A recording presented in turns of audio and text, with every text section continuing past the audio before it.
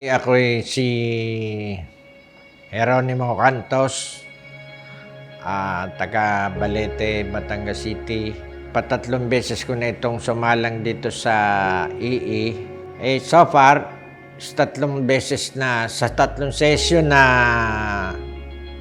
pagkasalang ko, ang napansin ko ay yung tuwi akong mag-walking, pag ako'y naka-4 na round doon sa akin pinag-walkingan, parang pagod na pagod ako. Sa ngayon, nung makasalang ako rito ng 3 beses, yung dating 5 ikot ay kulang na kulang pa sa akin, at kahit ako ngayon makapito, 8, ay baliwala, hindi ako napapagod.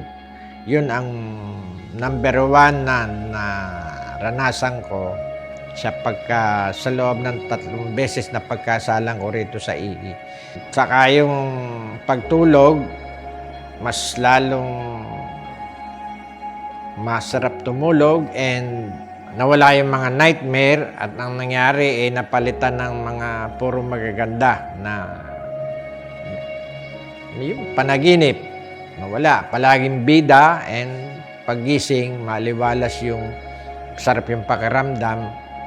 And hindi katulad nung dati na medyo ikaw ay wala kang kabuhay-buhay. Sa ngayon, ayun ang naranasan ko. Pagising sa umaga, parang pakiramdam mo very energetic, and sa sarap ng tulog at lahat, maganang kumain, and talagang malaking ginhawa ang aking nadama pagkasalang ko rito. 3 beses pa lang yun, na siguro kung araw-araw o 2 times a week or yung malimit, siguro lalong maging magandang epekto sa akin.